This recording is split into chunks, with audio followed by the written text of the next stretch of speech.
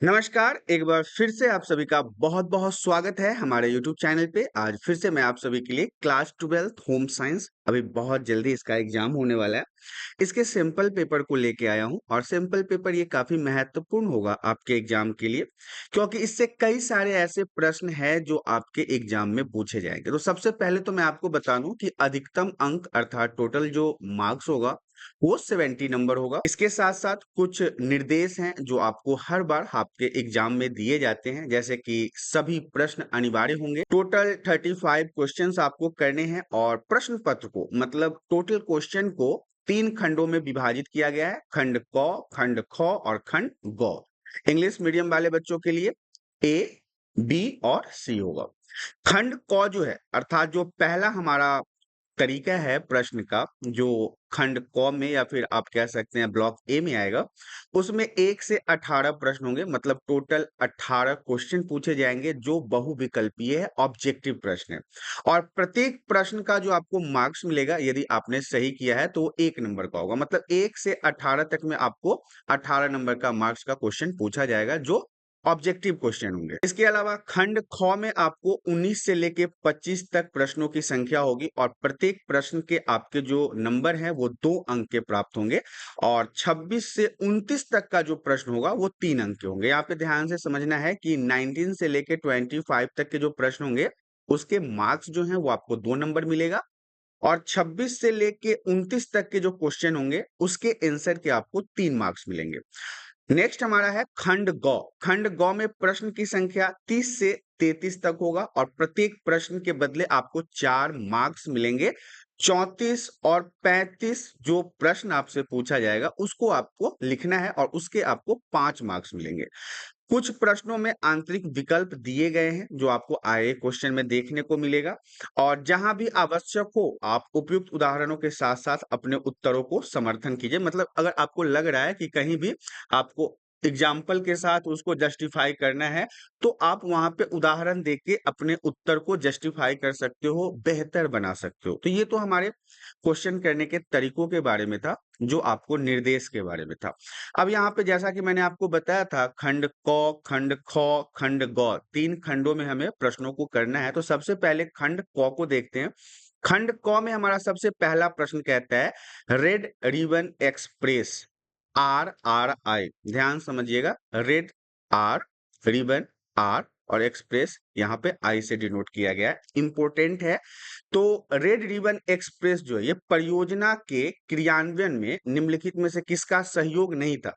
कई बार प्रश्नों में दिक्कत ये होता है कि हम जल्दी-जल्दी पढ़ लेते हैं प्रश्न को और फिर उसमें जैसे यहाँ पे किसका सहयोग नहीं था, तो हम उत्तर में किसका सहयोग था, उसे टिक कर देते हैं। तो जरा प्रश्नों को आपको ध्यान से समझना है कि रेड रिबन एक्सप्रेस RRI परियोजना में जो क्रियान्वयन हो रहा था उसमें से किसने अपना सहयोग नहीं दिया था। ऑप्शन ए हमारा कहता है यूनिसेफ, तो ये गलत होगा।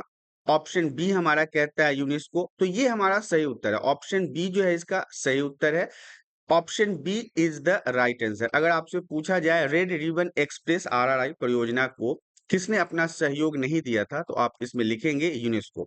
और आपको ऑप्शन बी याद रखना है क्योंकि हो सकता है कि यहाँ पे आपके जो ऑब्जेक्टिव में विकल्प दिए हुए हैं वो बदल दिए जाएं। तो यदि आपको यूनेस्को याद रहेगा तो आप इसको आसानी से कर सकते हैं। प्रश्न नंबर दूसरा हमारा कहता है महिला मजदूरों की समस्याओं का निपटारा करने के लिए डैश मंत्रालय में महिला प्रकोष्ठों की स्थापना की गई।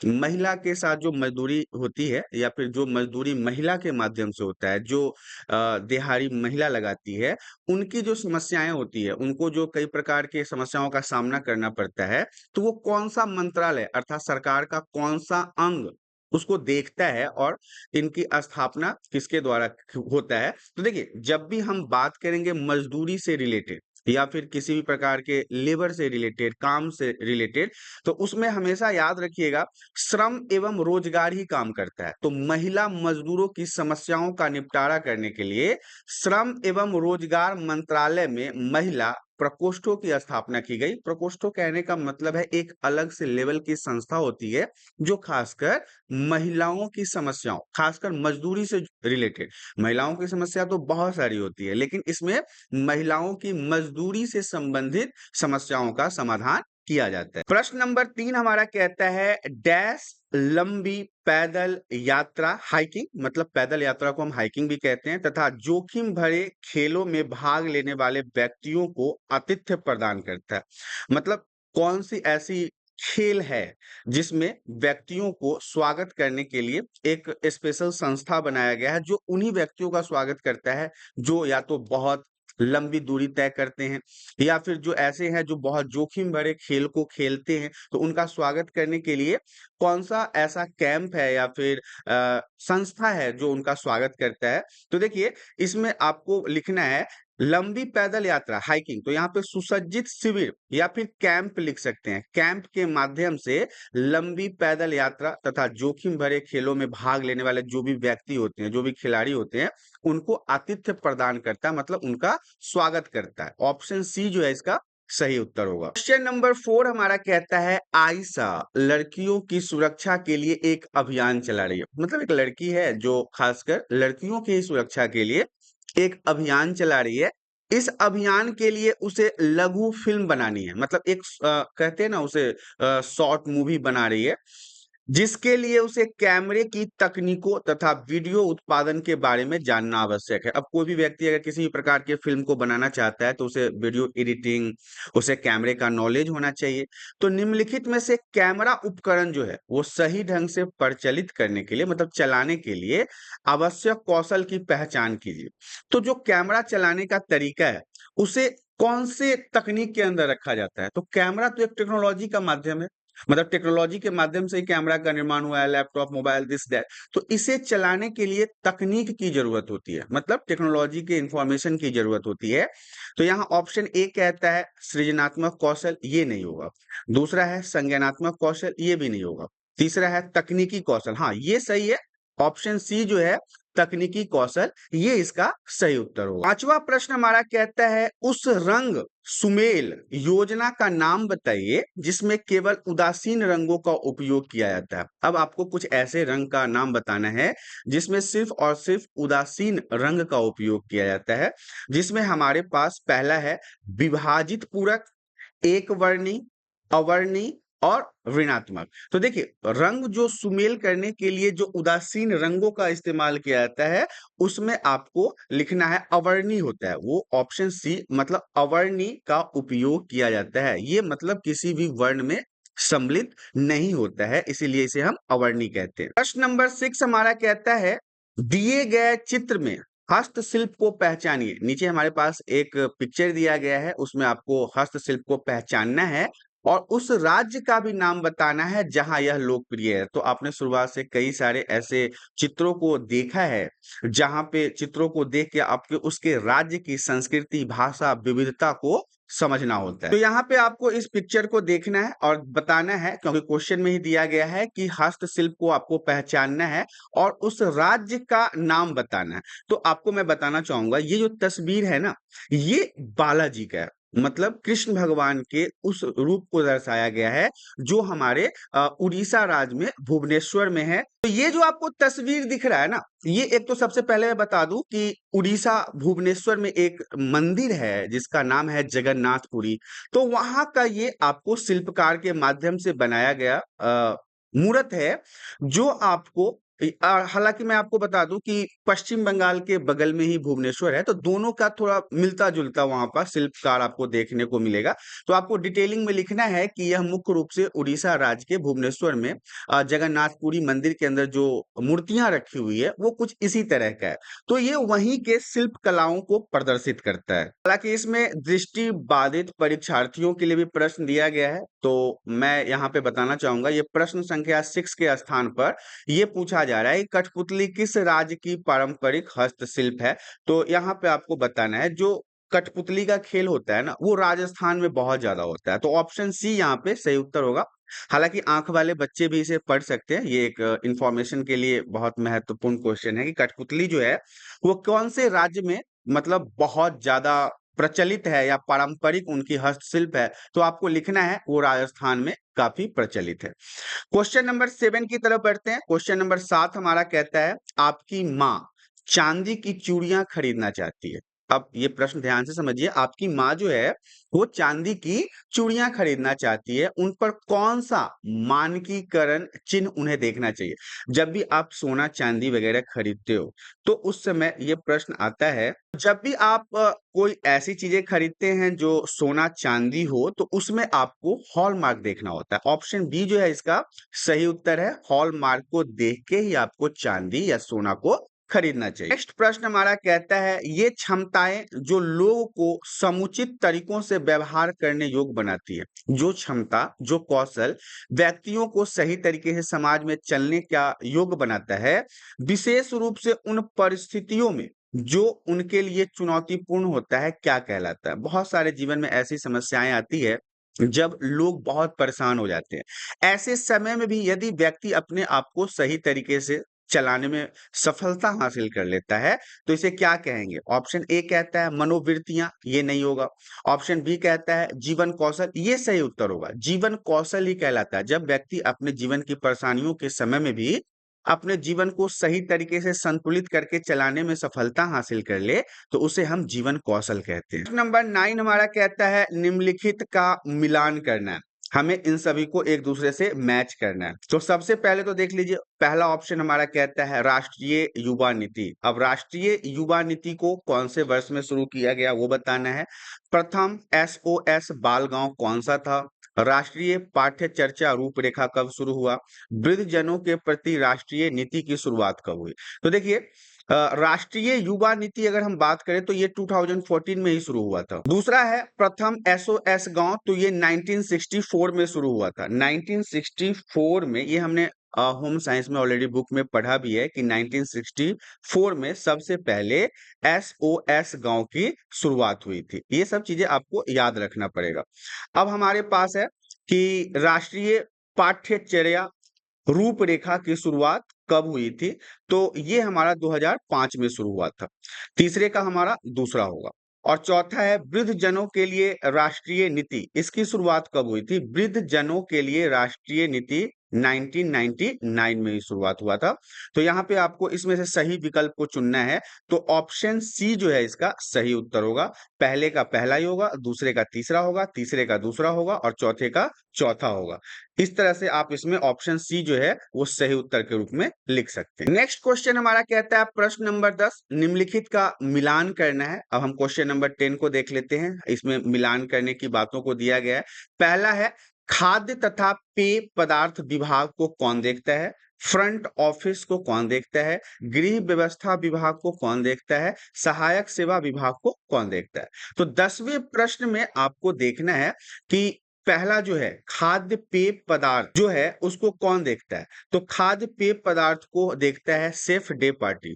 फ्रंट ऑफिस की अगर बात कर ली जाए तो इसे स्वागत करने वाले लोग देखते हैं, जिसे रिसेप्शनिस्ट भी कहते हैं।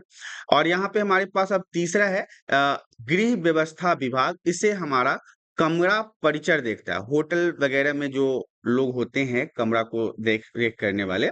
और इसके अलावा सहायक सेवा विभाग को लेखाकार देखता है।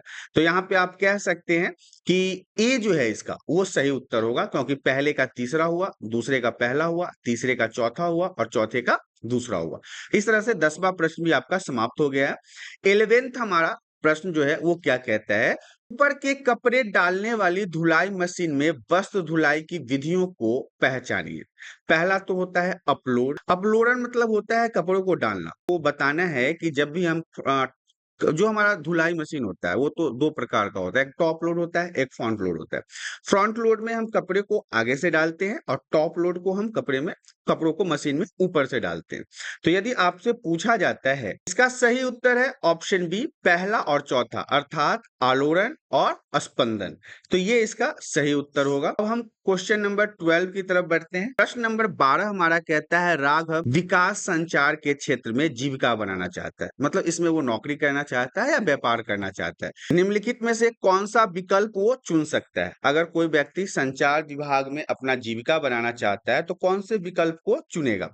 तो संचार विभाग में आपको पता है कि अनुसंधान छात्र, रिसर्च स्कॉलर भी होता है, टीवी एंकर होता है, रेडियो जॉकी होता है, दृश्य व्यापार डिजाइनर होता है। तो आपको सही विकल्प को इसमें बताना है कि अगर कोई व्यक्ति संचार विभाग में जाना चाहता है तो सबसे पहले वो अनुसंधान क्षेत्र में भी जा सकता है, टीवी एंकर के रूप में भी काम कर सकता है और रेडियो जॉकी के रूप में भी काम कर सकता है। दृश्य व्यापार डिजाइनर जो है इससे अलग है, मतलब इसमें उसका रोजगार या जीविका का क्षेत्र नहीं बन पाएगा। तो यहाँ पे ऑप्शन डी जो है इसका सही उत्तर होगा। प्रश्न नंबर 13 हमारा कहता है स्वर्णिम माध्य का अनुपात वस्त्र के माप के अनुसार निम्नलिखित अनुपातों पर आधारित होता है। स्वर्णिम माध्य का अनुपात वस्त्र के माप के अनुसार कौन सा ऐसा आधार है जिसके ऊपर वह आधारित होता है? तो देखिए यहाँ पे हमारे पास है 1:2:4, 2:4:10, 5:8:13, 3:5:8। अब यहाँ पे हमें सही विकल्प को चुनना है कि स्वर्णिम माध्य का जो हमारा कपड़े का बुनने का तरीका होता है वो या तो हमारा 5:8:13 होता है या फिर 3:5:8 होता है। तो ऑप्शन डी जो है इसका सही उत्तर है। ये बाकी जो आंसर है वो इसमें सुटेबल नहीं होंगे। अगला प्रश्न हमारा है केस स्टडी आधारित प्रश्न। अब आपको यहाँ पे एक पैराग्राफ दिया गया है। इस पैराग्राफ के माध्यम से आपको इसमें से कुछ प्रश्न पूछे जाएंगे, उन प्रश्नों का आपको सही जवाब देना है। तो सबसे पहले तो आपको इस पैराग्राफ को सही तरीके से पढ़ लेना है क्योंकि इसी पैराग्राफ से बाकी के जो प्रश्न अभी पूछे जा रहे हैं उसके उत्तर आपको इसी से देना है। तो जैसे इस पैराग्राफ से एक प्रश्न आता है, सूक्ष्म पोषक की कमी को क्या कहते हैं? जब किसी व्यक्ति के अंदर सूक्ष्म पोषक तत्वों की कमी हो जाती है तो इसे क्या कहते हैं? गलकंड कहते हैं? नहीं, गलकंड नहीं होगा। और रक्तता, एनीमिया भी नहीं होगा। छिपी भूख कहते हैं? हाँ, ये सही है। ऑप्शन सी जो है वो सही है। मोटापा भी इसका गलत होगा। ऑप्शन सी जो है इसका सही उत्तर होगा। प्रश्न नंबर 15 कहता है व्यक्ति स्तर पर विभिन्न बीमारियों के पोषण प्रबंधन करने वाले व्यवसायियों को क्या कहते हैं? जो व्यापारी पोषण प्रबंधन करने के लिए काम करते हैं उनको क्या कहा जाता है? क्या उनको नैदानिक पोषण विशेषज्ञ कहा जाता है, जन स्वास्थ्य पोषण विशेषज्ञ कहा जाता है, चिकित्सा प्रतिनिधि कहा जाता है, चिकित्सकीय पोषण उपचारक कहा जाता है? प्रश्न को फिर से ध्यान से देख लीजिए। जो प्रश्न है कि जो व्यक्तिगत स्तर पे बीमारियों के पोषण से संबंधित कार्यों को कहते हैं उसे क्या कहते हैं? क्या उसे आहार विशेषज्ञ भी कहा जाता है? तो ये 5 ऑप्शन आपके पास यहाँ पे दिए गए हैं 15 नंबर क्वेश्चन में, जिसमें से आपको इसमें लिखना है कि नैदानिक पोषण विशेषज्ञ तो वो होता ही होता है। इसके अलावा वो चिकित्सकीय पोषक उपचारक भी होता है और आहार विशेषज्ञ भी होता है, क्योंकि वो खाने से रिलेटेड जानकारियों को देके शरीर के अंदर हो रहे किसी एक कमी को या फिर कई सारे कमियों को बैलेंस डाइट के माध्यम से पूर्ण रूप से सही करने की कोशिश करता है। तो इस तरह से ऑप्शन डी जो है इसका सही उत्तर होगा, पहला, चौथा और पांचवा। प्रश्न नंबर 16 हमारा कहता है निम्नलिखित में से कौन सी स्थिति उत्पन्न होती है जब एक व्यक्ति के शरीर का भार उसकी आयु के अनुरूप उचित भार से कम होता है? जब किसी व्यक्ति का वजन जो होता है उसके एज के हिसाब से कम हो जाए तो उसे हम कौन सी स्थिति के रूप में जानते हैं? तो देखिए अत्यधिक भार ये नहीं होगा, क्योंकि अत्यधिक भार का मतलब होता है ज्यादा वजन।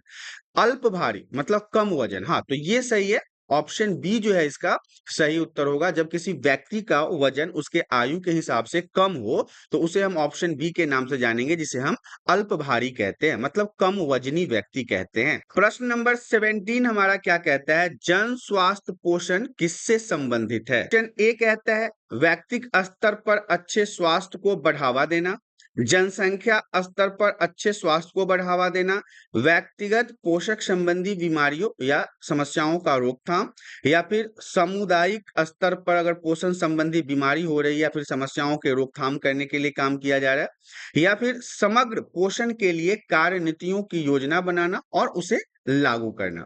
तो जन स्वास्थ्य पोषण किससे संबंधित है? तो इसमें आपको दूसरा ऑप्शन है जनसंख्या स्तर पर अच्छे स्वास्थ्य को बढ़ावा देना भी होगा, फोर्थ नंबर है सामुदायिक स्तर पर पोषण संबंधी बीमारियों और समस्याओं का रोकथाम करना और समग्र पोषण के लिए कार्यनीति बनाना, योजना बनाना, उसे लागू करना। तो इस तरह से ऑप्शन डी जो है ये इसका सही उत्तर होगा। 18 नंबर प्रश्न हमारा कहता है निम्नलिखित में से कौन सा स्वास्थ्य देखभाल के तृतीयक स्तर का उदाहरण है। मतलब स्वास्थ्य देखभाल जो होता है उसके लिए जो तृतीयक स्तर है उसका उदाहरण कौन सा है।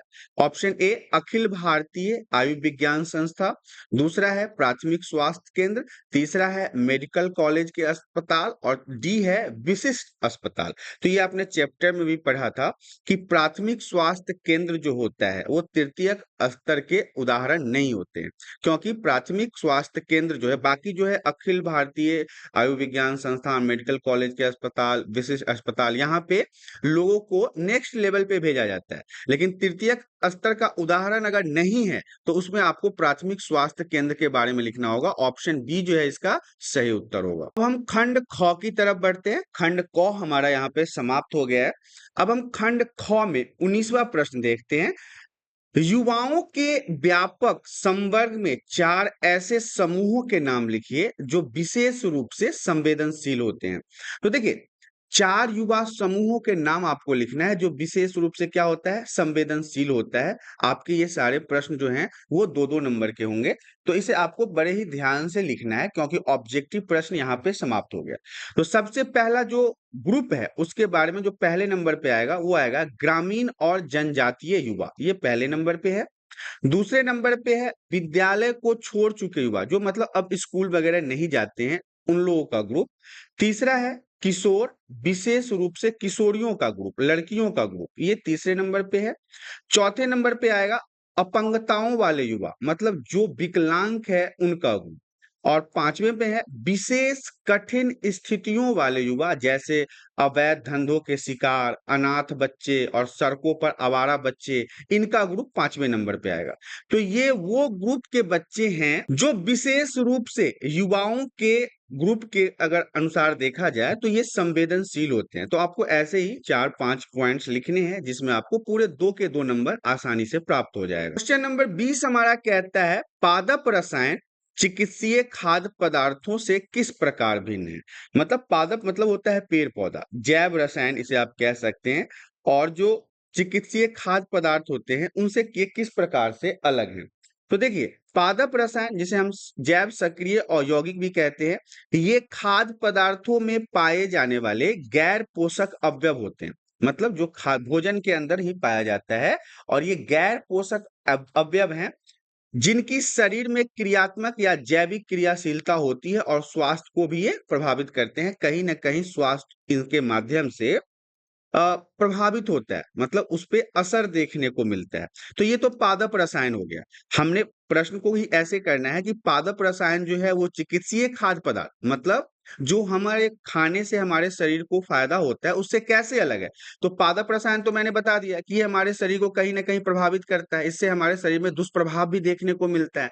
वहीं पे अगर हम चिकित्सीय खाद्य पदार्थ की बात करें तो ये वो उत्पाद है जो विशिष्ट आवश्यकताओं वाले लोगों के लिए विशेष रूप से तैयार किए जाते हैं। इस प्रकार के खाद्य पदार्थ नियंत्रित किए जाते हैं और किसी बीमारी या स्थिति की विशिष्ट आहार व्यवस्था के अंतर्गत केवल डॉक्टरी नुस्खे या सलाह पर इनका उपयोग किया जाता है। कई बार आपने देखा होगा कि कुछ व्यक्तियों के शरीर में यदि आयरन की कमी हो जाए, कैल्शियम की कमी हो जाए, विटामिन्स की कमी हो जाए, तो डॉक्टर उन्हें उन्हीं प्रकार के खाद्य पदार्थों का सेवन करने का सलाह देते हैं, जिससे उनके शरीर में इस तरह की कमियों को दूर किया जा सकता है। तो ऐसे भोज्य पदार्थों को हम चिकित्सीय खाद्य पदार्थ कहते हैं।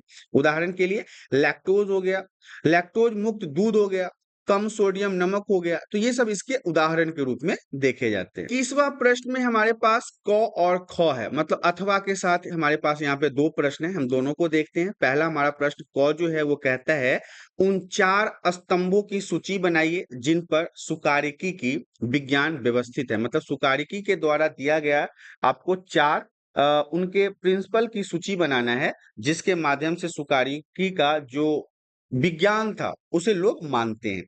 तो सुकारिकी को हम एग्रोनॉमिक्स के स्तंभ के नाम से भी जानते हैं। तो इसमें सबसे पहला है मानव मिति, मतलब शरीर का आकार और मापन। दूसरा है जैव यांत्रिकी, जिसमें पेशी, कंकाली और इसके गतिविधियों या फिर इससे लगने वाले बल को बताया गया है। तीसरा है शारीर क्रिया विज्ञान। शारीरिक क्रिया विज्ञान कहने का मतलब होता है शरीर के काम करने के पीछे के साइंस को हम शरीर क्रिया विज्ञान कहते हैं। और चौथा नंबर है औद्योगिक मनोविज्ञान। व्यापार या आजीविका के लिए जो हमारे पास स्ट्रेटजी होता है, जिसके माध्यम से हम काम करते हैं। तो ये चार ऐसे पॉइंट हैं जो सुकारिकी के चार स्तंभ के रूप में जाने जाते हैं। इसी में हमारा ख प्रश्न कहता है सामाजिक उद्यमियों को सामाजिक उत्प्रेरक क्यों कहा जाता है। VVI रहेगा ये, वेरी वेरी इंपॉर्टेंट। सामाजिक उद्यमियों को सामाजिक उत्प्रेरक क्यों कहा जाता है। एक उद्यमी की कोई दो विशेषता आपको लिखना है। एक उद्यमी मतलब एक व्यापारी, एक व्यापार करने वाले व्यक्ति के बारे में आपको दो विशेषताओं को लिखना है। का उत्तर होगा सामाजिक उद्यमियों को सामाजिक उत्प्रेरक इसलिए कहा जाता है क्योंकि वे अच्छे सामाजिक कार्य करने पर ध्यान केंद्रित करते हैं। समाज के अंदर अच्छे कार्यों को करने के लिए वो लोगों को और खुद को प्रेरित करते हैं। दूसरा है बड़े पैमाने पर सामाजिक लाभ प्राप्त करने का लक्ष्य रखते हैं। मतलब समाज को एक मतलब अच्छी दुनिया में ले जाने की कोशिश करते हैं, उनको बेहतर बनाने की कोशिश करते हैं। तीसरा हमारा होगा कमजोर, अपेक्षित, वंचित समूह के लिए कार्य करते हैं। समाज के अंदर जो व्यक्तियों को दरकिनार कर दिया जाता है, हाशिए पे रखा जाता है, उनके लिए भी ये काम करते हैं। जिनके पास दत्तीय साधनों की कमी होती है उसकी मदद करते हैं। जिनके पास रिसोर्सेज नहीं होते, धन दौलत नहीं होते, खेत नहीं होते, रोजगार नहीं होते, जीविका नहीं होता, उनकी भी ये मदद करते हैं। मूलभूत सामाजिक परिवर्तन लाते हैं, समाज के अंदर परिवर्तन लाने का कार्य करते हैं। जैसे शिक्षा को लेके, जैसे स्वास्थ्य को लेके। सतत विकास, टिकाऊ सुधारों का सृजन करते हैं। सतत विकास कोषनीय आपने पहले भी पढ़ा है कि समाज में रिसोर्सेज का इस प्रकार से उपयोग करना कि आगे आने वाले भविष्य के लिए भी उसे बचा के रखना होता है। इसके अलावा शिक्षा के ऊपर काम करते हैं, स्वास्थ्य देखभाल के ऊपर काम करते हैं, आर्थिक विकास के ऊपर काम करते हैं, पर्यावरण को सही करने की काम करते हैं। ललित कलाएं अर्थात पेंटिंग वगैरह, हस्तशिल्प कलाओं के ऊपर काम करते हैं, जिससे समाज क्षेत्र का विकास होता है। इसके अलावा आर्थिक लाभ के लिए नहीं, मतलब अपने व्यक्तिगत लाभ के लिए नहीं, सामाजिक लाभ के लिए और उसके प्रभाव के लिए काम करते हैं। तो इस प्रकार से आपने देखा कि सामाजिक उद्यमियों को सामाजिक उत्प्रेरक क्यों कहा जाता है। आज रतन टाटा की बात कर ले, हालांकि अब वो नहीं रहे। इसका क्या मतलब है कि उन्होंने हमेशा अपने भारत के लिए बहुत ही बेहतर काम किया है, ताकि वो जिस देश में जन्म लिए हैं वहां के लिए उन्होंने जिस प्रकार के कार्यों को किया है वो जीवन भर इतिहास में अमर हो चुका है। प्रश्न नंबर 22 हमारा कहता है आहार चिकित्सा के किन्हीं चार उद्देश्यों को सूचीबद्ध करना है। 2 नंबर का प्रश्न है। प्रश्न क्या कहता है, आहार चिकित्सा के किन्हीं चार उद्देश्यों को सूचीबद्ध करना है। तो आहार चिकित्सा के बारे में आपने पढ़ा है, इसके उद्देश्य क्या होते हैं। पहला उद्देश्य तो आप लिख सकते हैं, मरीज जो होता है, मतलब जो पेशेंट होता है, जिनको किसी प्रकार के रोग से वो ग्रसित होते हैं, तो मरीज की भोजन की प्रकृति को ध्यान रखते हुए आहार की सूची तैयार करना। मतलब अब मरीज को कोई ऐसा बीमारी है जिसमें मान लो उसे दूध मना है, तो उसके भोजन से हम दूध को हटा देंगे, उसको वही भोजन दिया जाएगा जो उसके स्वास्थ्य के लिए सही होगा। दूसरा है बीमारी की हालत को सुधारने और नियंत्रण में रखने के लिए वर्तमान आहार में परिवर्तन करना, जो अभी वो प्रेजेंट टाइम में खा रहा है उसमें चेंजिंग लाना। इसके अलावा पोषणहीनता की स्थिति में आहार उपचार और हीनता को दूर रखना। तो इसमें से किसी दो पॉइंट को आपको लिखना है, ये ध्यान रखिएगा। या फिर चार, यहाँ पे आपको चार तरीकों के बारे में बोल रहा है तो आप किसी चार पॉइंट को लिख लीजिएगा। जैसे दीर्घकालिक बीमारियां वो बीमारियां होती है जो लंबे समय तक किसी व्यक्ति को जकड़े हुए रहता है। आहार उपचार अल्पकालिक और दीर्घकालिक समस्याओं को रोकने में मदद करना। अब किसी को दीर्घकालिक रोग है या फिर अल्पकालिक रोग है तो उसको आहार चिकित्सा अर्थात भोजन के माध्यम से कम समय में सही करने की प्रक्रिया जो है वही आहार चिकित्सा कहलाती है। तो इसमें से कोई सा भी चार पॉइंट आपको लिखना है।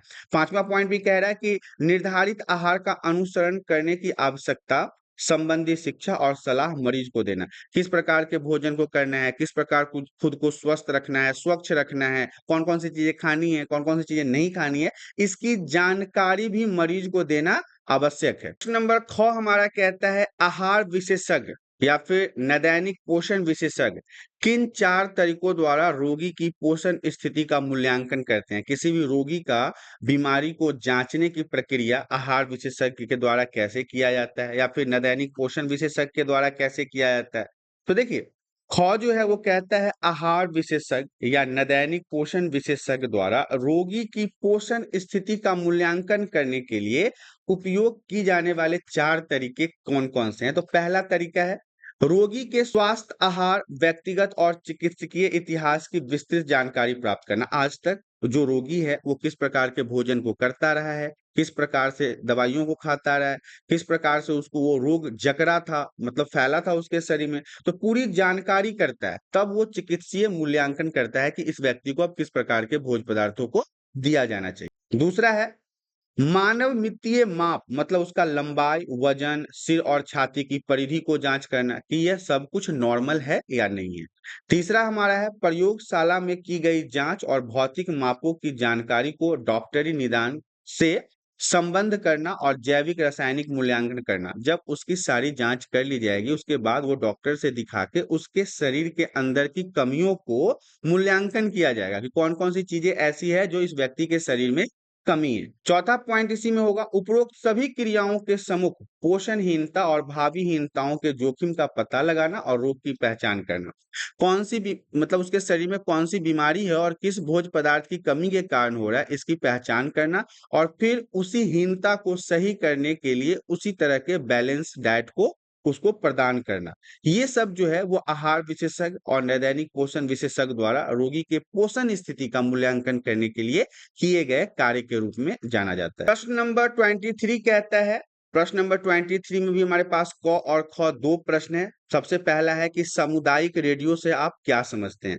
सामुदायिक रेडियो क्या होता है? तो देखिए सामुदायिक रेडियो जो है वो सूचना और प्रसारण मंत्रालय की एक पहल है जिसके माध्यम से जानकारियों को पूरे समाज में फैलाया जाता है। स्थानीय रेडियो भी इसे कहा जाता है। स्थानीय रेडियो कहने का मतलब कि स्थानीय खबरों के लिए आज तो खैर बहुत सारे ऐसे साधन हैं जिसका इस्तेमाल लोगों के माध्यम से होता है, लेकिन पुराने समय से हमारे यहाँ रेडियो का उपयोग किया जाता था, तो इसे स्थानीय रेडियो के नाम से भी जानते हैं। इसके अलावा समुदाय के लिए, समुदाय के द्वारा और समुदाय के बारे में बताता है, इसीलिए इसे हम सामुदायिक रेडियो कहते हैं। क्यों? क्योंकि समुदाय के लिए होता है, समुदाय के द्वारा होता है और समुदाय के बारे में ही इससे हमें जानकारी प्राप्त होती है, इसलिए इसे हम सामुदायिक रेडियो कहते हैं।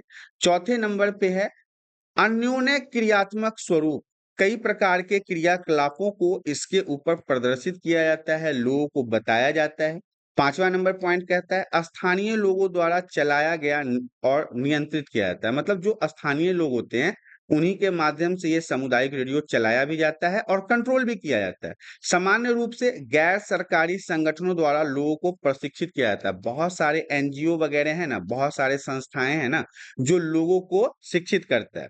जन माध्यम है, मतलब जनता का एक ऐसा माध्यम है जिससे खबरों को एक जगह से दूसरी जगह तक पहुंचाया जाता है। तो इसमें आप किसी भी 1, 2 पॉइंट, 3 पॉइंट, 4 पॉइंट को लिख लोगे क्योंकि प्रश्न नंबर ये जो है इसके सिर्फ 2 ही अंक मिलेंगे आपको। यदि यही प्रश्न आपको 4 नंबर, 5 नंबर में पूछा जाता है तो आपको ये 12 के 12 पॉइंट लिखने होंगे।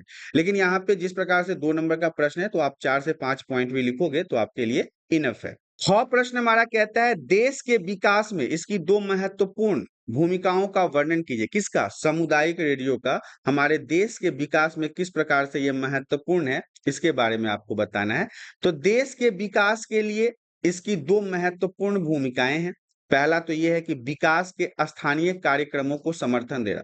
जैसे आज हमारे भारत के प्रधानमंत्री लोकल वोकल वाला जो नारा देते हैं कि स्थानीय कार्यक्रम जो हमारे समाज में लोकल लोगों के द्वारा हस्तशिल्प हो गया या हाथ से बनाया गया कोई ऐसा काम हो गया उसको सपोर्ट करने के लिए यह जो सामुदायिक रेडियो है वो काफी कारगर होता है। इसके अलावा व्यक्तियों को कार्यक्रम में भाग लेने और अपने विचार व्यक्त करने का अवसर प्रदान करता है या व्यक्तियों की आवाज बन सकता है।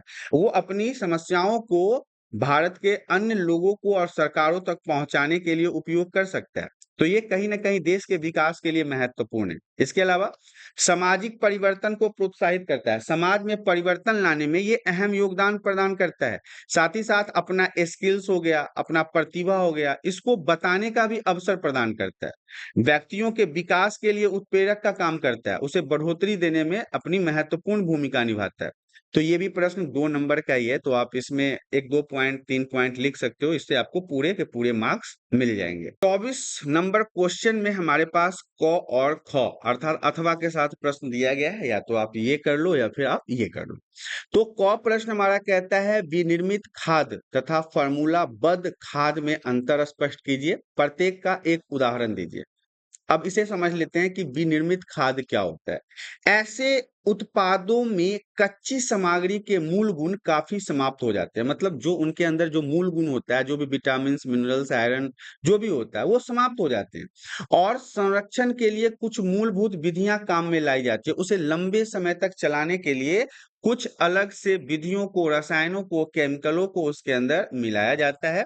अक्सर विभिन्न संघटकों जैसे कि नमक, शक्कर, तेल, रासायनिक संरक्षणों का प्रयोग इसको लंबे समय तक चलाने के लिए किया जाता है। उदाहरण के लिए अचार हो गया, जैम, मुरब्बा, शरबत, पापड़, बड़ी इत्यादियों में इन सभी चीजों का इस्तेमाल किया जाता है। ये हमारा विनिर्मित खाद्य पदार्थ था। अब हम फार्मूलाबद्ध खाद्य पदार्थों को समझ लेते हैं। फार्मूलाबद्ध खाद्य पदार्थ क्या होता है? ये ऐसे उत्पाद होते हैं, ऐसे प्रोडक्ट होते हैं जिसमें विभिन्न संघटकों को मिलाकर संसाधित करके तैयार किया जाता है। मतलब अलग-अलग रसायनों, अलग-अलग चीजों के साथ मिलके एक तीसरे पदार्थ का निर्माण करना, जिससे प्राप्त खाद्य उत्पादों को सेल्फ फॉल अपेक्षाकृत हो सके, मतलब ये कम खराब हो सके। मतलब इसको हालांकि इसके द्वारा जो बनाए गए प्रोडक्ट होते हैं उसको लंबे समय तक आप यूज नहीं कर सकते, जैसे कि डबल रोटी हो गया, ब्रेड हो गया, बिस्किट, आइसक्रीम, केक, कुल्फी इत्यादि।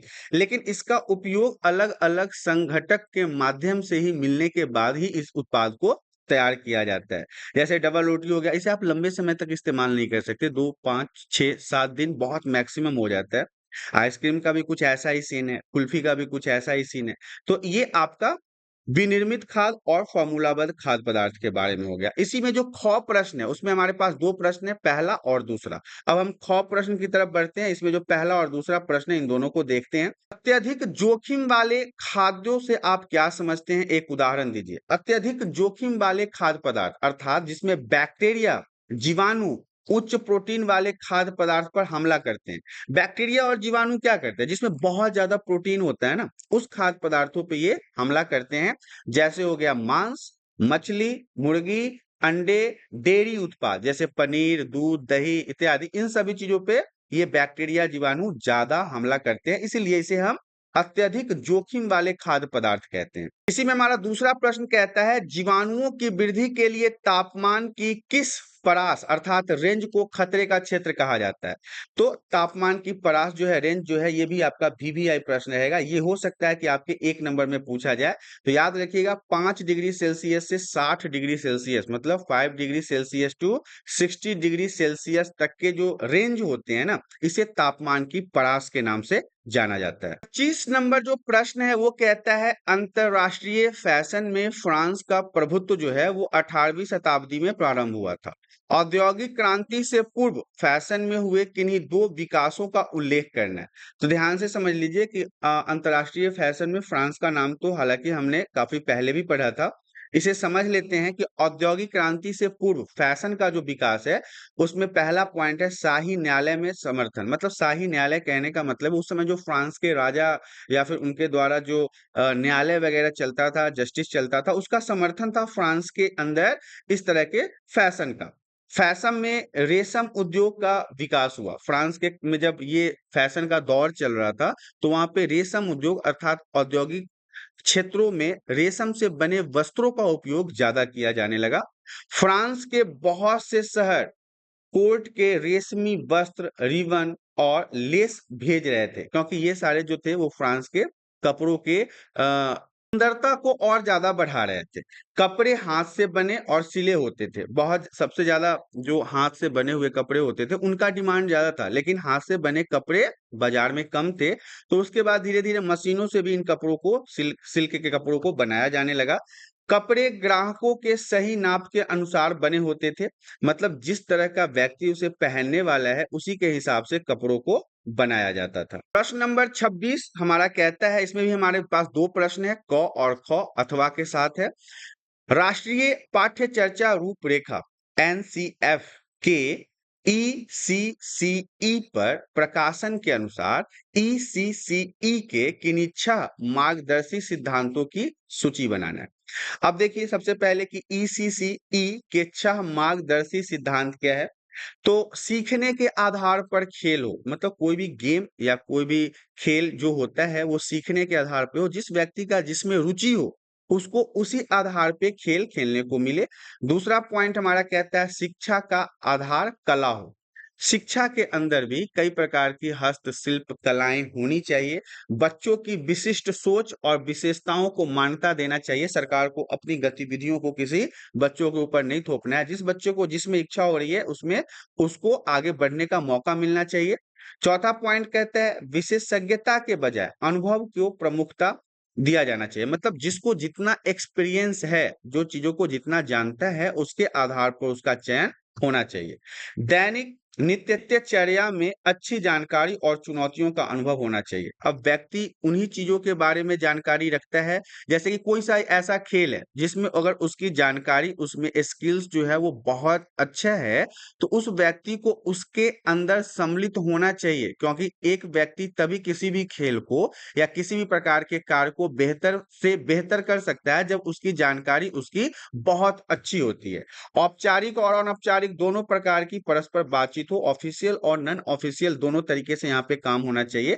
तो इसमें से कोई 6 पॉइंट आपको बताना है। 6 पॉइंट अगर आप बताते हो, यहाँ पे लिखा हुआ भी कोई भी 6 पॉइंट अगर आप लिख लेते हो तो आपके यहाँ पे 3 नंबर आपको प्राप्त हो जाएंगे। 6 नंबर प्रश्न हमारा कहता है फातिमा बानो अपने 3 वर्षीय बच्चों को विद्यालय पूर्व केंद्र में भेजना चाहती है। समझाइए कि वो उन्हें एक अच्छे विद्यालय पूर्व केंद्र में कौन कौन से 6 गुण देखने चाहिए। अगर किसी माँ को अपने बच्चे को किसी विद्यालय पूर्व केंद्र पर भेजना है तो उसके अंदर वो क्या ऐसे गुण देखेगी जिसके बाद वो अपने डिसीजन लेगी कि बच्चों को उसमें उसको भेजना चाहिए। तो 6 गुण जिनमें से एक अच्छे विद्यालय पूर्व केंद्र में देखे जाने चाहिए, उसमें सबसे पहला है सुरक्षित परिवेश, वातावरण वहां का अच्छा होना चाहिए। दूसरा साफ और स्वच्छ वातावरण होना चाहिए, साफ सुथरा वो परिवेश होना चाहिए। खेल खेल में सीखने का तरीका होना चाहिए, मतलब ऐसे माध्यमों से बच्चों को पढ़ाया जाना चाहिए जिसमें खेल भी हो। बाल केंद्रित उपागम हो, जहाँ पे बच्चों को सही तरीके से सुरक्षित और देखभाल किया जाना चाहिए। प्राथमिक चिकित्सा उपलब्ध होना चाहिए, सुविधाएं उपलब्ध होनी चाहिए। जो वहाँ की टीचर हो वो प्रेम पूर्वक बच्चों को पढ़ाए, कर्मचारी या शिक्षक बच्चों के साथ सही व्यवहार करे। खेल सामग्री और मनोरंजन की सुविधाएं वहाँ पे होनी चाहिए। तब जाके ये एक विद्यालय पूर्व केंद्र के 6 गुण के रूप में देखा जाता है। तब जाके आप इसमें किसी बच्चे को भेज सकते हैं पढ़ने के लिए। प्रश्न नंबर 27 हमारा कहता है मनदीप एक रेडीमेड पैंट और कमीज खरीदना चाहता है, वह किन 2 तरीकों से उसमें अनुरूपता ला सकता है, समझाइए। देखिए 2 तरीकों जिससे अनुरूपता लाई जा सकती है। पहला तो है बुनावट के द्वारा। ये कपड़े की बुनावट कैसा है? परिधान में बुनावट और अलंकरण एक दूसरे के अनुरूप होने चाहिए। सही सामंजस्य के लिए कमीज और पैंट दोनों की बुनावट एक समान होनी चाहिए। उदाहरण के लिए सूती कमीज के साथ साथ सूती पैंट होना चाहिए। ये नहीं कि शर्ट हमारा सूती है और हम उसके ऊपर पैंट किसी और चीज का पहन रखो, तो ये जो है ना वो उसमें सामंजस्यता या फिर बैलेंस नहीं बनाता है। इसके अलावा आकृति के द्वारा परिधान में डिजाइन की निरंतरता बनाए रखने के लिए प्रिंट जो होता है वो एक समान होना चाहिए, रेखाएं एक समान होनी चाहिए। कोनों का रंग का मिलान करके अनुरूपता उसमें लाई जा सकती है। उदाहरण के लिए कॉलर, कफ, जेब, किनारे की एक आकृति एक जैसी होनी चाहिए। तीसरा हमारा इसमें कहता है रंग द्वारा। अब रंग भी बहुत महत्वपूर्ण होता है। किसी भी रंग योजना सुमेल का उपयोग करना। उदाहरण के लिए कमीज और पैंट दोनों के रंग किसी भी रंग योजना के अनुसार होना चाहिए। कई बार लोग एक जैसे भी पहनते हैं, लेकिन वही कहते हैं ना कि मैचिंग के साथ पहनने से आपके रंग का भी परिचर्चा वहां पे किया जा सकता है। तो इसमें से अगर आप कोई 2 भी लिख लो, या बनावट द्वारा लिख लो, आकृति द्वारा लिख लो, या फिर रंग द्वारा भी लिख लो, कोई 2 लिखोगे तो आपके पूरे नंबर प्राप्त हो जाएंगे। प्रश्न नंबर 28 हमारा कहता है जूलिया अपना एक छोटा होटल खोलना चाहती है। कौ कहता है सर्वप्रथम वो अपने कर्मचारियों को अतिथि चक्र के बारे में समझाना चाहती है। अपने कर्मचारियों को अतिथि चक्र की 4 अवस्थाएं को समझाना है। और इसी में हमारा ख कहता है वो अपने होटल में किन 2 प्रकार से पर्यावरण संरक्षण और पारिस्थितिकी अनुकूलता को सुनिश्चित करेगी, उसकी भी सूची बनाना है। तो सबसे पहले जो अतिथि चक्र की 4 अवस्थाएं हैं उसको देख लेते हैं। पहला है आगमन पूर्व व्यवस्था, आगमन व्यवस्था, कमरे का पर आधिपत्य और प्रस्थान। तो आगमन पूर्व व्यवस्था, अतिथि के लिए उनके आने से पहले कमरों को आरक्षित करना मतलब कि बुक कर देना, ये पहले नंबर पे होगा। आगमन व्यवस्था में क्या होगा कि जैसे ही वो आएंगे उनका नाम रजिस्टर में दर्ज होना चाहिए, आधार कार्ड वगैरह के लेके उसमें मेंशन करना है। कमरे पर आधिपत्य मतलब कि अतिथि की आवश्यकताओं के अनुसार उनके कमरे में वो सारी चीजें होनी चाहिए, जैसे टॉवेल, बेडशीट, ब्लैंकेट इत्यादि। इसके अलावा प्रस्थान भी इसमें महत्वपूर्ण है। यह अंतिम व्यवस्था होती है जब व्यक्ति होटल छोड़ के जाने लगता है, चेकआउट करने लगता है, जहां अतिथि आवास छोड़ने और बाहर जाने या फिर चेकआउट करने के लिए तैयार हो जाता है। तो अतिथि संबंधी जानकारी तथा सेवाओं के बारे में अतिथि से राय को सम्मिलित किया जाता है। तो ये जूलिया अगर होटल खोलना चाहती है तो उन्हें इन सभी पॉइंट्सों को वहां पे मेंशन करना पड़ेगा। ये एक प्रकार का अतिथि चक्र होता है जो अतिथि के आने से लेके अतिथि के जाने तक के क्रियाकलापों को देखा जाता है। वहीं पे इसमें हमारा ख कहता है वो अपने होटल में किन दो प्रकार से पर्यावरण संरक्षण और पारिस्थितिक अनुकूलता को सुनिश्चित करेगी। तो यहाँ पे ख को भी देख लेते हैं। 100% जैव सूती चादरों का उपयोग करना चाहिए। जब भी आप किसी होटल वगैरह में जाओगे तो वहां पे सूती कपड़े ही आपको मिलेंगे, चाहे वो बेडशीट हो, ब्लैंकेट हो, टॉवेल्स हो, तो ये आपको सूती मिलेगा। इसलिए कहा गया 100% जैव सूती चादरों का उपयोग करें। रसायन मुक्त धुलाई चक्र का उपयोग करें, मतलब रसायनों के माध्यम से कपड़ों को न धोएं। इसके अलावा ऐसे कारकों का उपयोग करना जो अविषैले हों, जो विषैले नहीं हो, जल आधारित होना चाहिए। इसके अलावा तौलियों का उपयोग करने के बाद बार बार धोना चाहिए। कमरों में अच्छे बल्ब का इस्तेमाल करना चाहिए। रेन वाटर हार्वेस्टिंग मतलब वर्षा जल का संचयन करना चाहिए। सौर ऊर्जा का उपयोग करना चाहिए। तो ये सब वो पॉइंट है जिसके माध्यम से जूलिया जो है वो अपने होटल के अंदर पर्यावरण संरक्षण को सुरक्षित कर सकती है। प्रश्न नंबर 29 हमारा कहता है खाद्य मानकों, गुणवत्ता और व्यापार से संबंधित निम्नलिखित अंतरराष्ट्रीय संस्थानों को पूरा नाम दीजिए। अब देखिए यहाँ पे आपको फुल मार्क्स के क्वेश्चंस हैं, ये बड़े ध्यान से करने पड़ेंगे। इसमें हमारे पास कुछ नाम है। अब नाम क्या है, इसका फुल फॉर्म लिखना है। पहले तो हमारे पास है CAC, ISO, ये हमारा VVI रहेगा, वेरी वेरी इंपॉर्टेंट। और गो हमारा कहता है WTO। तो अब हमारा पूरा नाम लिखना है। तो सबसे पहले हमने CAC लिया है। अब इसमें आपको लिखना है कोडेक्स एलिमेंट्रियस कमीशन, पहले का तो ये हो गया। दूसरा है ISO, अंतरराष्ट्रीय मानकीकरण संगठन। तीसरा हमारा है WTO, विश्व व्यापार संगठन, जिसे हम वर्ल्ड ट्रेड ऑर्गेनाइजेशन कहते हैं। इसके फुल फॉर्म आपको लिखने होंगे। जैसे हमारा ISO है जिसको हम इंटरनेशनल ऑर्गेनाइजेशन फॉर स्टैंडर्डाइजेशन कहते हैं। तो ये आपको फुल फॉर्म वाले जो प्रश्न है वो काफी महत्वपूर्ण रहेंगे और अक्सर एग्जाम में पूछे भी जाते हैं, तो आपको बड़े ध्यान से इसको देखना है। क और ख पार्ट हमारा समाप्त हो गया। अब हम बात करेंगे गौ पार्ट की। गौ पार्ट में हमारा 30वां प्रश्न जो है वो क नंबर और ख नंबर में है। क में सिंगल प्रश्न है और ख में पहला और दूसरा प्रश्न जोड़ा गया। यहाँ से अब हमारे बड़े नंबर वाले प्रश्न आ गए हैं। आपको अपने विद्यालय में राष्ट्रीय उपभोक्ता दिवस पर एक भाषण देना है। किन्हीं 4 उपभोक्ता अधिकारों को, 4 उपभोक्ता दायित्वों को आप अपने भाषण में सम्मिलित करेंगे, उसका उल्लेख करना है। ठीक है, तो 4 उपभोक्ता अधिकार को देख लेते हैं। पहला तो सुरक्षा का अधिकार है, चयन का अधिकार है, सूचित किए जाने का अधिकार है, सुने जाने का अधिकार है, शिकायत निवारण करने का अधिकार है, उपभोक्ता शिक्षा का अधिकार है। ये सब वो अधिकार हैं जो किसी वस्तु के उपयोग करने वाले व्यक्तियों के पास होता है। जैसे कोई वस्तु हम खरीदते हैं तो उससे सुरक्षा का अधिकार हो, हमारे पास ये ऑप्शन होना चाहिए कि हम किस वस्तु का चयन करके खरीदेंगे। अगर कोई वस्तु खराब निकल जाता है तो उसको हम सूचित कर सकते हैं। हमारे बातों को सुना जाना चाहिए, हमारे शिकायतों का निवारण होना चाहिए। ये सब अधिकार एक व्यक्ति के उपभोक्ता के रूप में प्राप्त होता है। इसी में हम 4 उपभोक्ता दायित्व के बारे में भी जान लेते हैं। तो दायित्व क्या होता है उपभोक्ता का? सरकार द्वारा बनाए गए विभिन्न कानूनों के विषय में अपनी जानकारी को नियमित तौर पर अपडेट करना चाहिए। सभी लेन देन को ईमानदारी से करने के लिए अपने सभी खरीदारी का भुगतान करना चाहिए।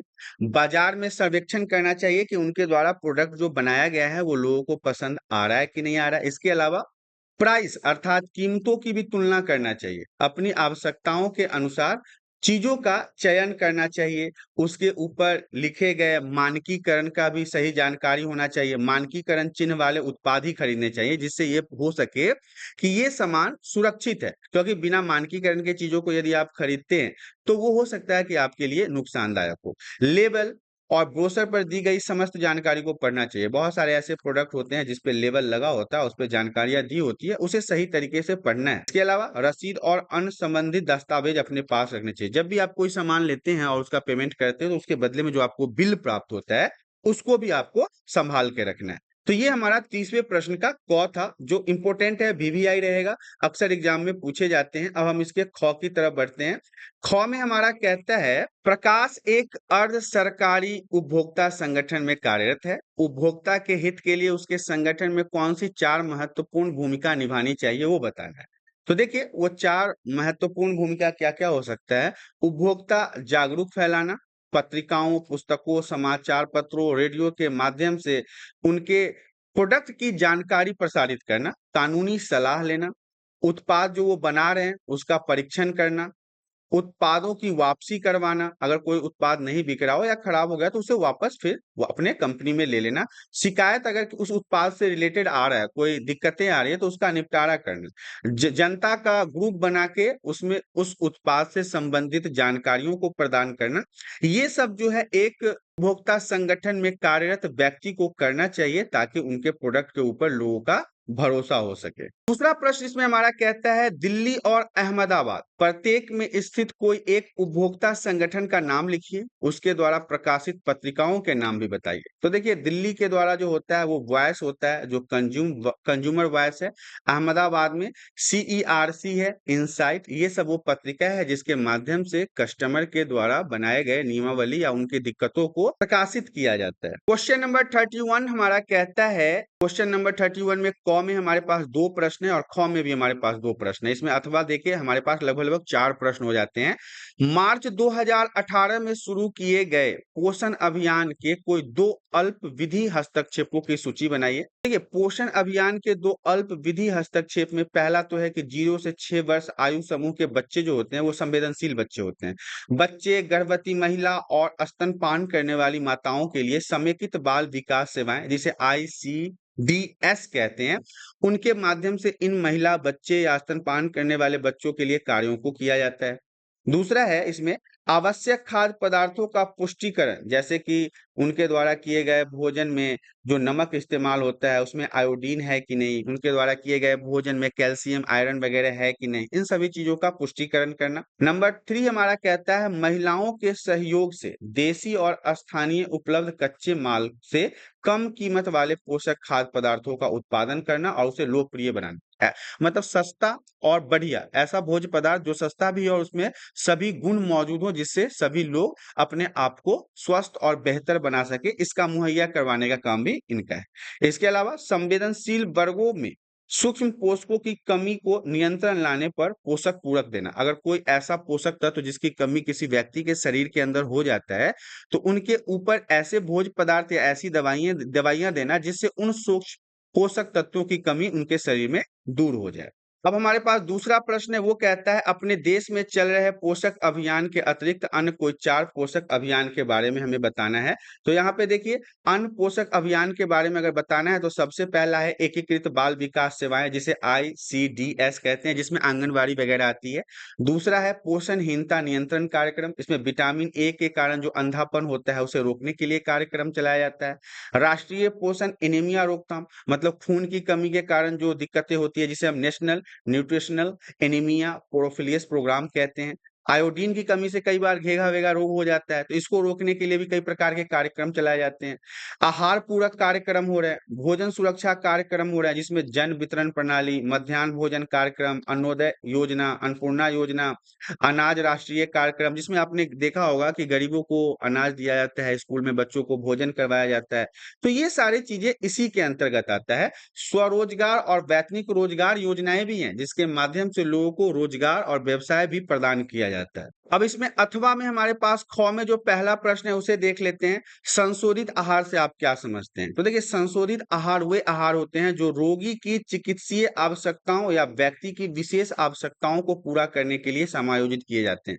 जैसे कोई व्यक्ति बीमार है और उसके शरीर में किसी खास तरह के विटामिन, मिनरल्स, आयरन, प्रोटीन की कमी है, तो उसे उसी तरह के भोजन को देना है जिससे उसकी वह कमी पूरी हो जाए, तो इसे हम संशोधित आहार कहते हैं।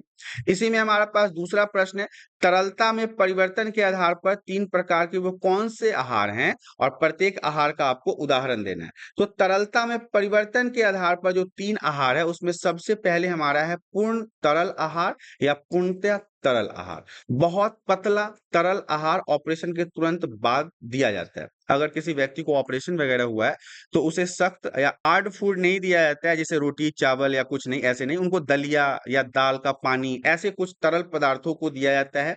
रेसे रहित और कम मसाले वाला ऐसा भोजन पदार्थ नहीं दिया जाता है जिसमें रेसा हो, फाइबर हो, या फिर ऐसा भोजन पदार्थ दिया जाता है जिसमें बिल्कुल ना के बराबर मसाला हो, जैसे नारियल पानी, चना छना हुआ सूप, जूस इत्यादि। वहीं पे दूसरा हमारा तरल आहार है। अब तरल आहार के बारे में जान लेते हैं। कमरे के ताप पर द्रव अवस्था में, मतलब कि पानी वगैरह हो गया, उन व्यक्तियों को दिए जाते हैं जो समान रूप से चबा या निगल नहीं सकते हैं। बहुत कम रेसे और मसाले होते हैं, जैसे सूप हो गया, जूस हो गया, दूध हो गया, छाछ हो गया, ऐसे भोज्य पदार्थ उनको दिए जाते हैं। तीसरा है अर्ध ठोस आहार।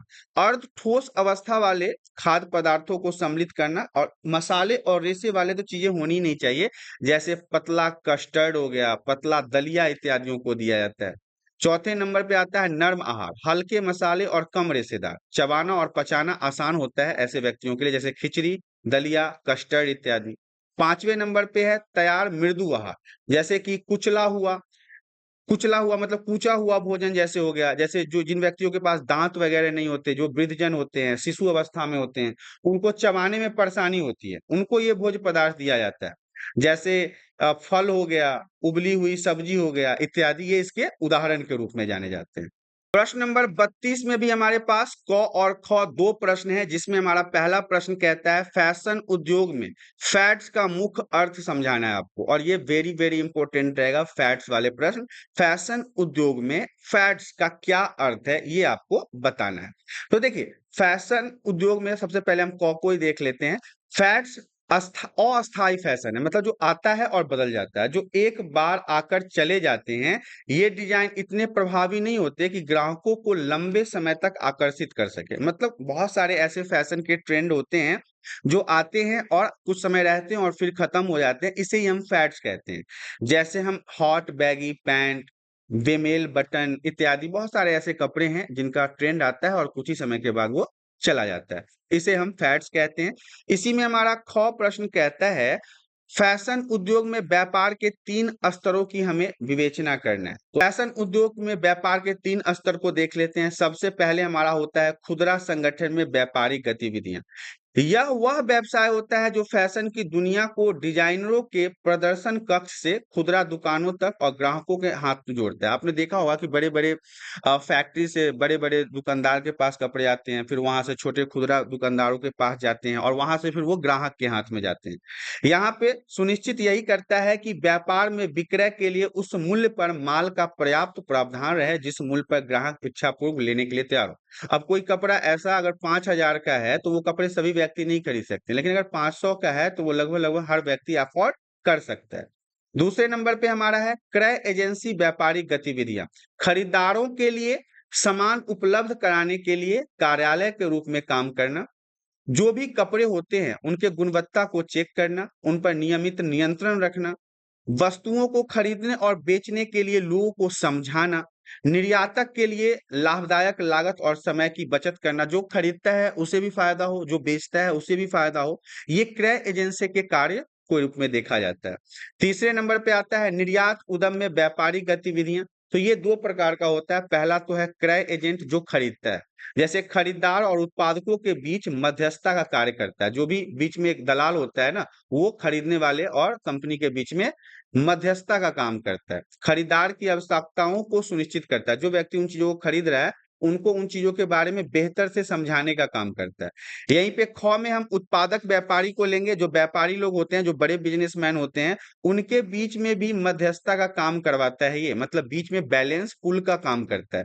यह सुनिश्चित करता है कि उत्पादन करने वाले जो हैं वो खरीदार की आवश्यकताओं के अनुसार हो। मतलब कोई भी फैक्ट्री हो जो उन चीजों को बना रहा है, वस्त्रों को, वो ग्राहक के अनुसार बनाए, ग्राहक के डिमांड के अनुसार बनाए, तभी उनका वो प्रोडक्ट बिकेगा। प्रश्न नंबर 33 हमारा कहता है, प्रश्न नंबर 33 में हमारे पास 3 प्रश्न है क, ख और ग। 5 वर्षीय बंटी रेलवे स्टेशन पर अपने पिता से बिछड़ गया। रेलवे कर्मी उसे किस प्रकार से बाल गृह में भेजेंगे? तो देखिए, यहाँ पे जो बाल गृह होता है, उसमें हम जान लेते हैं, उसे हम प्रेक्षण गृह भी कहते हैं। तो अगर 5 वर्षीय बंटी रेलवे स्टेशन पर अपने माता-पिता से बिछड़ गया है, तो उसे जो रेल कर्मी होंगे, वो प्रेक्षण गृह में भेजेंगे। अब हम इसके ख प्रश्न को देख लेते हैं। ख प्रश्न हमारा कहता है, संवेदनशील बच्चों के लिए सरकार द्वारा चलाए जा रहे 2 अन्य प्रकार के बाल गृहों के बारे में आपको बताना है। तो संवेदनशील बच्चों के लिए 2 प्रकार के अलग जो होते हैं बाल गृह, उनके बारे में जान लेते हैं। विशेष गृह एक होता है, जहाँ कानून का उल्लंघन करने वाले किशोर जो 18 वर्ष से कम आयु के होते हैं, उनको पुलिस के देख-रेख में रखा जाता है। दूसरे नंबर पे है किशोर बाल गृह, जहाँ पर उनको रखा जाता है जिनके परिवार का ही पता नहीं है, जो अनाथ हैं, जिसके अभिभावक अस्वस्थ या मृत होते हैं, अथवा जो बच्चे को वापस नहीं ले जाना चाहते हैं, उसे इसी तरह के किशोर बाल गृह में रखा जाता है। गौ हमारा कहता है, गौ प्रश्न है इसमें हमारा, उस अधिनियम का नाम बताइए जो गैर सामाजिक गतिविधियों के संलग्न बच्चों के लिए बनाया गया है। तो किशोर न्याय है, जो बच्चों की देख-रेख और संरक्षण अधिनियम के रूप में जाना जाता है। प्रश्न नंबर 34 हमारा कहता है, इसमें भी हमारे पास क और ख 2 प्रश्न है अथवा के साथ। खाद्य प्रसंस्करण और प्रौद्योगिकी उद्योग में लगे हुए रेसिपी विकास व्यवसायियों के कौन से 5 आवश्यक ज्ञान और कौशल होने चाहिए, विस्तार से बताइए। ये भी आपका वीवीआई प्रश्न रहेगा, इसको समझ लेते हैं। खाद्य प्रसंस्करण और प्रौद्योगिकी उद्योग में लगे हुए रेसिपी विकास व्यवसायिकों का 5 आवश्यक ज्ञान और कौशल। पहला तो पाक क्रिया में निपुणता, किसी भी चीज को पकाने बनाने में उनका निपुणता होना चाहिए। भोजन की प्रकृति और गुणों का ज्ञान होना चाहिए। संगठकों का उपयोग, कौन से पदार्थ को कितना मिलाना है ताकि वो पदार्थ का निर्माण हो सके, इसका मापन और तोलन उनके पास अच्छी जानकारी होनी चाहिए। चौथा पॉइंट है, एक मूल रेसिपी को डिजाइन करना, विश्लेषण करना और उसे अपनाना। एक किसी प्रकार के रेसिपी को बनाने के लिए उसमें किस प्रकार के चीजों का उपयोग करना है, इसका आपको विशेष इंफॉर्मेशन होना चाहिए। खाद्य पदार्थों को संभालने के कौशल होना चाहिए, उसकी स्वच्छता, सुरक्षा और मापदंडों का पालन होना चाहिए। उसमें जो भी औजार और उपकरण उपयोग में लाया जा रहा है, उसका सावधानी पूर्वक इस्तेमाल होना चाहिए। तो ये सारे ऐसे पॉइंट हैं जो खाद्य प्रसंस्करण और प्रौद्योगिकी में लगे हुए रेसिपी के विकास में 5 आवश्यक कौशल के रूप में जाने जाते हैं। हालांकि 8 है, आप इसमें 5 को लिख लोगे, टोटल 9 है, इसमें से आप कोई से भी 5 को लिखोगे, जैसा यहाँ पे लिखा हुआ भी है, कोई सा भी आप 5 लिखोगे, आपको पूरे नंबर प्राप्त होंगे। अथवा में हमारे पास ख प्रश्न है जो कहता है, अविशालुता तथा संकट को परिभाषित कीजिए और 3 प्रकार के खाद्य संकटों को उदाहरण देके आपको समझाना है। तो सबसे पहले तो हम अविशालुता को समझ लेते हैं। या किसी पदार्थ की मतलब कि किन्हीं परिस्थितियों में जब क्षय होने लगता है, जब किसी खाद्य पदार्थ में किसी खास परिस्थिति में उसमें परेशानियां उत्पन्न होने लगती है, तो उसी की क्षमता होती है। खतरा क्या है? यह सापेक्षिक संभावना है, जब पदार्थ को किसी प्रस्तावित तरीके और मात्रों के उपयुक्त न किया गया हो तो उसमें क्षति होने लगती है। 3 प्रकार के संकट, पहला भौतिक, दूसरा रासायनिक और तीसरा जैविक। भौतिक संकट क्या है?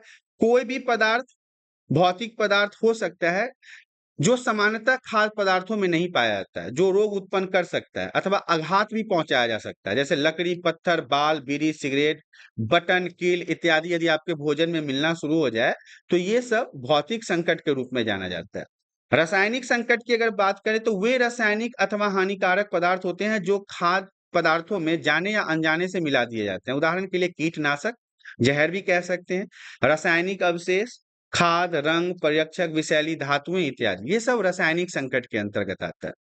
तीसरा हमारा है जैविक संकट। अब इसमें क्या होता है, वो जीवधारी शामिल होते हैं जिसमें सूक्ष्मजीवी जीव जो खाद्य से संबंधित होते हैं, जो रोग उत्पन्न करते हैं, ये सब जैव संकट में आता है। अब इसमें कॉकरोच, घुन, कृमि, मक्खी, तिलचट्टा आ सकता है। ये सब दिखाई देने वाले जैव संकट है। और ना दिखाई देने वाले में क्या आता है? बैक्टीरिया आता है, विषाणु, वायरस आता है, यीस्ट आता है, फफूंदी, प्रोटोजोआ, ये सब जैविक संकट में आते हैं। प्रश्न नंबर 35 में भी हमारे पास क और ख 2 ऑप्शन दिए गए हैं, आपको इन दोनों को लिखना है। हालांकि इसमें अथवा नहीं है, आपको इन दोनों को करना ही है, क और ख को। तो हमारे पास क प्रश्न कहता है, आपका मित्र फैशन डिजाइनर बनना चाहता है। इस क्षेत्र में सफलता पाने के लिए उसमें कौन-कौन से 3 प्राथमिक कौशल स्किल्स होने चाहिए? तो देखिए, फैशन डिजाइनर अगर बनना है तो फैशन संबंधित ज्ञान के अलावा सफल फैशन डिजाइनर बनने के लिए 3 प्रकार के प्राथमिक कौशल होने ही चाहिए, जिसमें पहला है पूर्वानुमान, दूसरा है विश्लेषण करना और तीसरा है संप्रेषण का योग्यता। तो पूर्वानुमान कहने का मतलब है कि कपड़ों के ट्रेंड में आने से पहले ये समझ में आ जाना चाहिए कि कौन से कपड़े का ट्रेंड आने वाला है, फैशन की प्रवृत्ति क्या है, लोगों का रुझान किस तरफ है। भविष्यवाणी करने में वो सक्षम होना चाहिए। फैशन प्रवृत्तियों के अनुसार उत्पाद में विपणन की जागरूकता होनी चाहिए। साथ ही साथ जब वो कोई कपड़े बना लेता है तो उसको विश्लेषण कर सकता हो, लोगों को समझा सकता हो कि किस प्रकार से वो कपड़ों का निर्माण किया गया है। इसके अलावा जब वो बन जाता है कपड़ा, उसका विश्लेषण भी हो जाता है, तो संप्रेषण करना, बेचना, खरीदना, लोगों तक पहुंचाने की क्षमता भी उसके अंदर होनी चाहिए। ख प्रश्न इसी में हमारा कहता है उसे औपचारिक तथा अनौपचारिक संतुलन में अंतर दर्शाकर समझाइए। तो देखिए पहला तो हमारा ख में कहता है औपचारिक संतुलन। यह सममित संतुलन है और ऊर्ध्वाधर रेखा दोनों की ओर समान होनी चाहिए। नीरस होने की प्रवृत्ति होती है, कम खर्चीला है, अस्थायित्व और औपचारिक की अनुमति देता है। अब बहुत सारे ऐसे कपड़े होते हैं जो बहुत ज्यादा ट्रेंड में और बहुत ज्यादा सस्ते भी होते हैं, तो उन चीजों का खरीदारी ज्यादा होता है। यह सम्मित संतुलन है, मतलब सभी लोग इसको एज ए बैलेंस के रूप में यूज कर सकते हैं, क्योंकि कई बार बजट अगर ऊपर नीचे हो जाए तो चीजों को हम खरीद नहीं पाते। नीरस होने की प्रवृत्ति होनी चाहिए, कम खर्चीला होता है औपचारिक संतुलन। वही में अगर अनौपचारिक की बात कर लें तो इसमें असीमित संतुलन है, मतलब ये संतुलित नहीं रहता है और दोनों समान नहीं होते, मतलब ऊर्ध्वाधर रेखा और केंद्रीय रेखा दोनों समान नहीं होता। नीरस होने की प्रवृत्ति नहीं होती, बहुत ज्यादा खर्चीला भी हो सकता है, महंगे भी हो सकते हैं और आकृति की समस्याओं का समाधान करता है। तो यहाँ पे आपको औपचारिक और अनौपचारिक संतुलन में अंतर दर्शाकर समझाना है। आप एक तरफ औपचारिक संतुलन और एक तरफ अनौपचारिक संतुलन लिख के इसमें से कोई 3 से 4 पॉइंट को लिख देंगे। इस प्रकार से आपने देखा क्लास 12th होम साइंस, ये सिंपल पेपर था, बहुत ही महत्वपूर्ण है एग्जाम के लिए। टोटल 35 प्रश्न है और प्रश्नों का जो मार्क्स है वो 70 है। समय 3 घंटे हैं। इन 35 प्रश्न को यदि आप सही तरीके से तैयार कर लेते हैं तो आपके एग्जाम के लिए काफी बेहतर होने वाला है। तो आशा करता हूं आज के वीडियो में दी गई जानकारी आप सभी को पसंद आया होगा। जानकारी पसंद आया तो वीडियो को लाइक करें, चैनल पे पहली बार आए हैं तो चैनल को सब्सक्राइब कर लें ताकि इसी प्रकार के एजुकेशनल वीडियो आपको हमेशा प्राप्त होता रहे। आज के लिए इतना ही, धन्यवाद।